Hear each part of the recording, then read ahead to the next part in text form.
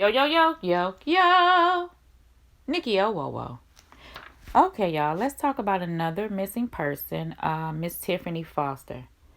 Tiffany is a Georgia mother of three who went missing on March 1st of this year after leaving home to make a store run, and no one in her family have seen her ever since. Tiffany resides at 2800 Lakeside Way in Newnan, Georgia, where she shared an apartment with her fiance, Reginald Robertson, and her three children. She has a 17-year-old son, an 11-year-old son, and a 15-year-old daughter who have since been rotating living with family members since her disappearance. Tiffany's daughter was the one who alerted her grandmother that her mom never returned home, which is odd to me because her fiance did not do that. On March 2nd, Tiffany also did not show up to school at the Georgia Military College, and that was the day that she was reported missing. On March 5th, she did not show up to work either, where she worked as a correctional officer. And on March 8th, Tiffany's car, which was a charcoal gray 2020 Nissan Altima, was discovered in College Park. Inside was her debit card, purse, and keys. During that time, Tiffany's friends and family were calling and constantly texting her and not getting any answer, as well as Tiffany never made any social media posts, which her family said was odd. On March 11th, another thing was Tiffany missed a flight to visit a friend in Texas, which she already had prepaid and pre-planned for. On March 23rd, Tiffany's sister Kimberly and her fiance Reginald did a news conference begging the public for information about Tiffany's disappearance, which I'll show in the end. Now, during this news conference, Tiffany's fiance stated that he had not spoken with Tiffany since March 1st. Let's fast forward to April 8th. April 8th, the police made a statement stating that someone moved Tiffany's car from Newnan, Georgia to College Park, and the police arrested Tiffany's fiance. It was stated that he was the one who moved her car. However, at the time, they did not charge him with any crime related to Tiffany's disappearance. It baffled me. Because why would he move the car? How did he know where the car was? Why would he risk tampering with evidence? And why wouldn't he say anything? He moved the car and then went and did a news conference? I don't get it. I got questions like why, not why. I want to know, how did he act after Tiffany had been reported missing, like to the children, because she left him home with the children. I don't know how long the children stayed with him before family picked him up and got him away from him, but it was already weird that he did not reach out to the family, after she didn't come home. The daughter had to do that. But let's move on.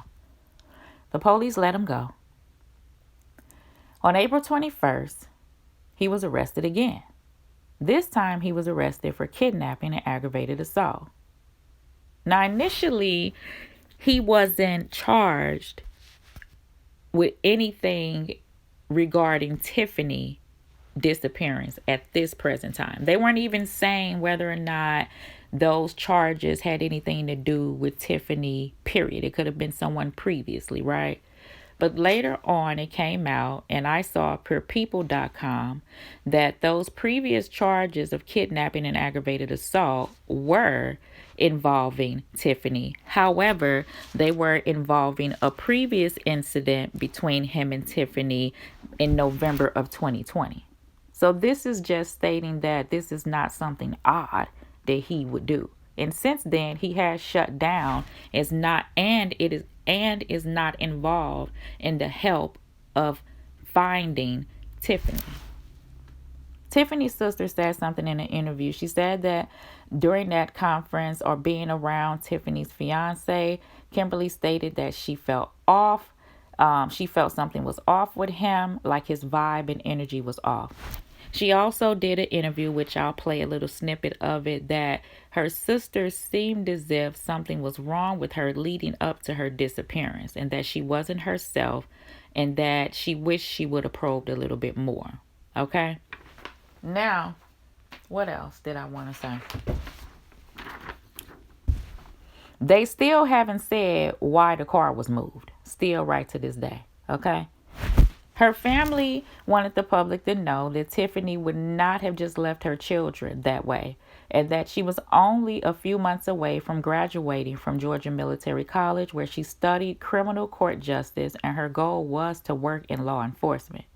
She also said that her sister is a strong and smart individual who loves to laugh and to make others laugh. And although right now, you see that reward is $10,000. It has been upped since then, and I'll tell you what it is. Let me see. Oh, it's a foundation, which I'll put in a link here, called the, I'm going to butcher the name, Briuna Harps Foundation. They're offering $25,000 for any information leading to the arrest and or conviction of the person or persons responsible for Tiffany's disappearance and her location and physical recovery. The foundation is also offering a $50,000 reward for the safe return of Tiffany Foster. These are both in addition to that original $10,000 reward that Tiffany family and friends had already offered, okay? Tiffany weighs about 220 pounds. She's 5'2". She has a strawberry red birthmark that stretches from her back down her left arm. And the police asks anyone with any information or her whereabouts is asked to contact the Coweta County Sheriff's Office at 770-253-1502. I'll put all that here and in the link. Also, Tiffany family wants everyone to know that Tiffany had connections in the Columbus area and that her family lived in Columbus about 3 years ago in an area of Southern Pines Drive, and that anyone with any information of the disappearance of Tiffany should contact Scott Kilgore. I'll put his information here with the Coweta County Sheriff's Office, and they give a number, and I'll just put it here. The sister also says, like I said, that the fiance has since stopped cooperating with the police, and she believes that wherever the car was originally located could have ties to where her sister's disappearance is. So I'm going to end this here. The only thing that I ask is for you to share, and pray if you are a prayer. And this could get into the eyes of someone that could possibly bring a loved one home. So I'll be doing a series of these videos amongst other things, but I think it is a good thing for us to keep our eyes open to anything that we may hear or see, okay? And treat others as you would want someone to treat you, as if this was a loved one of your own, okay? Until next time, love. One sister enjoying the screams of another on a fair ride. The two talked weekly without missing a beat, but then the beat stopped. It still doesn't seem real. Tiffany's been missing for months, disappeared after leaving her home, her 3 children clueless. She wouldn't leave them like that. Kimberly says instead of Tiffany's fiance, who was at the home, Tiffany's only daughter alerted the family to call police. It took my niece to tell my mom, hey, my mom didn't come home, for us to do it. Tiffany's car later found her purse and keys inside, her phone still missing. In a bizarre twist, Tiffany's fiance, Reginald Robertson, was charged with theft for moving her car after she disappeared. He spoke at a press conference days before his arrest. She left me and her daughter at home. I haven't seen her, Kimberly, at the same press conference, felt something was off. Something in me just said, like, he knows more than what he's doing. But investigators say Robertson wasn't a suspect in her disappearance. Would Tiffany leave on her own, without her children, a few months before graduating college to fulfill a dream of working in law enforcement? Everything was going good for her. So, I'm sorry. That's why I say, like, when I have to think about it, it's just so hurtful. it leads your mind to think of so many things on the From her spectrum. home, questions remain. Her fiancé is now facing 2 separate charges in crimes unrelated to her disappearance. Tiffany Foster went missing on March 1st after leaving her home to go shopping. She hasn't been seen since. Hope Ford talked to investigators and has a timeline of what has happened since the mother went missing.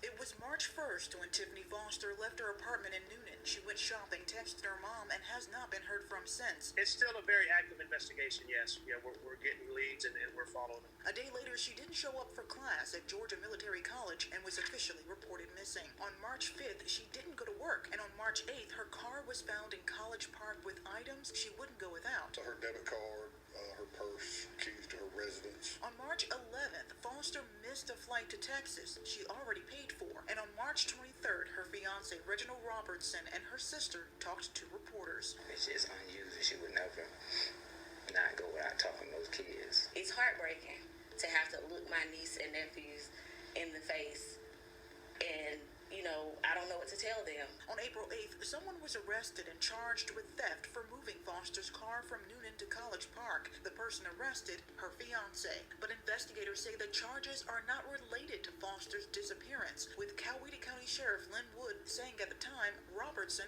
was not a suspect. On April 21st, Robertson was arrested for a second time, charged with kidnapping and aggravated assault for a crime that happened before Foster went missing. We asked investigator Toby Nix if the crime involved Foster. I don't know at this time. They also said they did not know during this press conference that they would later arrest Robertson for any crime. Robertson is still not charged in connection to Foster's disappearance, and investigators say they're still looking for the missing mother. We're investigating this, and she's missing, and we're trying to locate her. Okay, let's take a look at I know I'm saying the name wrong, Coweta County jail. So he's locked up right now, no picture, for kidnapping. Let's go down. You don't have another court date until December 25th, 2021. His charges is kidnapping right now, even though she's not found. He's affiliated with that. This is from a previous charge that he had before she even went missing. So he has this already on his record. So it's not like this is something outside of what he wouldn't do. But he hasn't been proven guilty. And she's still out there, okay? Kidnapping awaiting trial, no bond. Assault aggravated with firearm. And I think this was with her. Hold on.